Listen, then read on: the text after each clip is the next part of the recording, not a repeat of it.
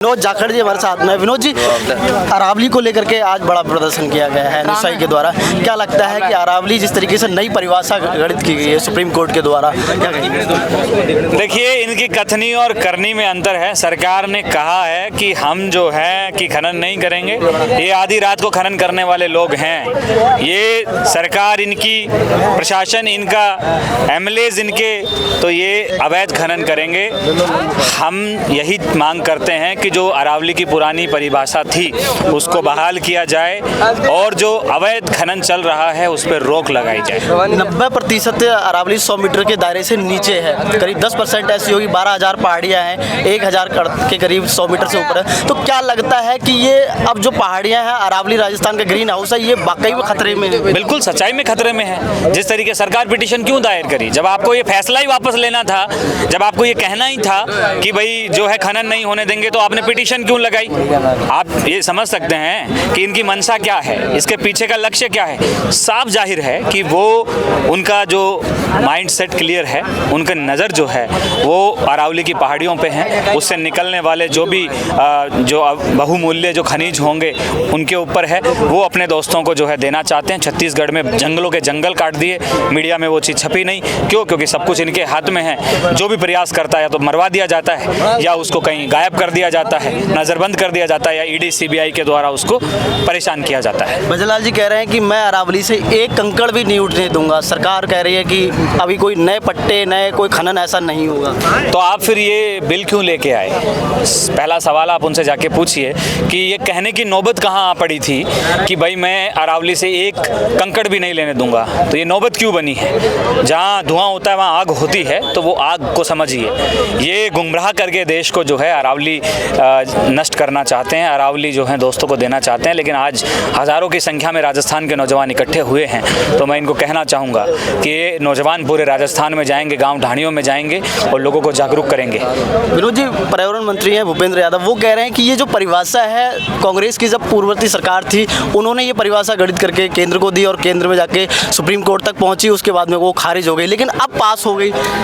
क्योंकि ये जो है कांग्रेस सरकार को ही कोसने का काम करते हैं। इनके पास कुछ बचा ही नहीं है, अगल बगल में कुछ बोलने के लिए है ही नहीं, कुछ उपलब्धियां गिनाने के लिए है ही नहीं। तो कभी जी नेहरू जी को, गांधी जी को, और कभी जो है कांग्रेस पार्टी को दोषी ठहराते हैं। तो ये हमेशा से इनकी रीति रही है कांग्रेस पार्टी को दोष देने की। तो इनके कुछ नहीं होने वाला है। भजनलाल सरकार के 2 साल कार्यकाल को हो चुके हैं, कह रहे हैं बेमिसाल काम किया 2 साल में। कांग्रेस ने 5 साल में कार्यकाल जो है कामकाज नहीं कर पाई, हमने किया। राइजिंग राजस्थान किया, खेलो इंडिया के तमाम ऐसे काम गिना रहे हैं, रथ निकाल के बता रहे हैं। खेलो इंडिया में इतने तो लोग नहीं आए जितने कि इन्होंने एडवर्टाइजमेंट कर दिए। इतना पैसा आप गरीबों की बच्चियों की शादी करवाने में देते, विधवा पुनर्विवाह करवाने में देते। जो बच्चे सड़क उसके अंदर हादसे के अंदर मारे गए थे, स्कूल के अंदर दबकर, उनके परिवारों को आप संभालते। आप स्कूलों की जो स्थितियां जर्जर हैं, इतना पैसा आप अगर उसमें लगाते, आप यहाँ आईफा अवार्ड कराते हैं, बड़े बड़े सेलिब्रिटीज़ को बुलाते हैं, 100 करोड़ रुपए रातों रात फूंक देते हैं। आपकी यही उपलब्धियां हैं। ये इन्फ्लुएंसर्स को खरीदते हैं, जिनको लोग फॉलो करते हैं, उनसे एडवर्टाइजमेंट कराते हैं और डंका पीटते हैं। जनता में इनकी धरातल पर कुछ नहीं। आज देखा ना आपने, हजारों की संख्या में लोग आए कि नहीं आए? आप मानते हो कोई छोटा मोटा आंदोलन था?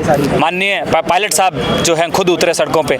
कितने विधायक, कितने पूर्व मंत्री यहाँ पे आए हैं अरावली को बचाने के लिए। राजस्थान के कोने कोने से कांग्रेस पार्टी, एनएसयूआई और अरावली प्रेमी, प्रकृति प्रेमी, सब पार्टियों के, सब विचारधाराओं के लोग आज यहाँ इकट्ठे हुए हैं। तो अरावली हम बचा के रहेंगे। आज एनएसआई का प्रदर्शन था, कांग्रेस के तमाम बड़े नेता अलग अलग स्तर पर क्या इस बड़ा आंदोलन करेंगे? हाँ, बिल्कुल कर रहे हैं। कल अलवर में भी आंदोलन है और बाकी पूरे राजस्थान में भी जो है कॉल रखा है। सब अलग अलग जगह पे जो है अलग अलग तरीके से आंदोलन किए जा रहे हैं। क्या लग रहा है कि राजस्थान में कानून व्यवस्था को लेकर के क्या? बिल्कुल दुरुस्त है, बहुत बुरे हाल हैं। कोई दिन दहाड़े चक्कू मार रहा है, गोली मार रहा है, कोई दुकान लूट रहा है और पुलिस मस्त है। नशे का व्यापार दिन प्रतिदिन बढ़ता जा रहा है और देखते हैं हालात ये हैं कि चलती गाड़ियों में आबरू लूटी जा रही है, बच्चियां सुरक्षित नहीं हैं, कोई भी सुरक्षित नहीं है। ना शिक्षा सुरक्षित है, ना स्वास्थ्य सुरक्षित है, ना यहाँ का परिवहन की स्थितियाँ सुरक्षित हैं।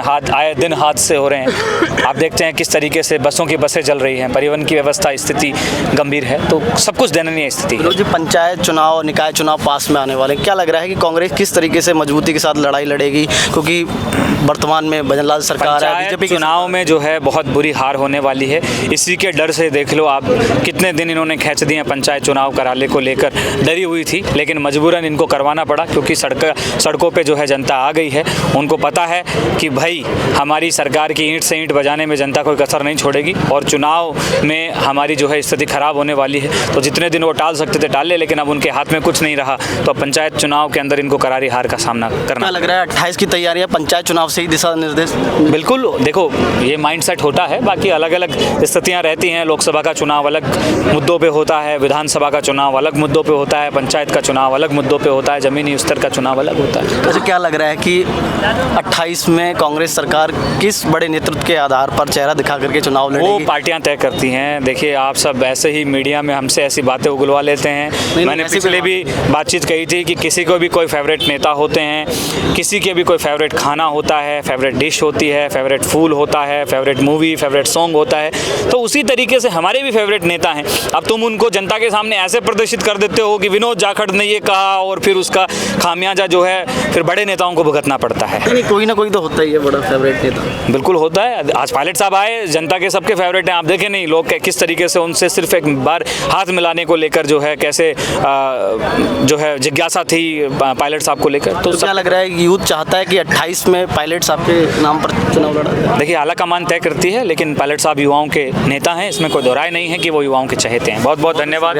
देखिए अभी हमारे साथ है विनोद जाखड़, एनएसआई प्रदेश अध्यक्ष, और तमाम मुद्दों पर हमने बातचीत करी। आज अरावली बचाओ को लेकर उनका एक एनएसआई का बड़ा आंदोलन था, जिसमें सचिन पायलट, विनोद जाखड़, तमाम कांग्रेस के नेता और एनएसआई के नेता यहाँ पर पहुँचे और एक पैदल मार्च निकाला। साफ साफ कहा कि अरावली को लेकर के छेड़छाड़ नहीं कर देंगे, एक कंकड़ भी अरावली से नहीं उठाने देंगे, प्रकृति को बचा कर रहेंगे। कांग्रेस सड़कों पर आएगी, एनएसआई सड़कों पर आएगा और यूथ जो है सड़कों पर उतरेगा अरावली को बचाने के लिए। बने रहिए मेरे सहयोगी राजेंद्र के साथ में। आरव सिंह, पॉलिटिकल पंचायत, जयपुर।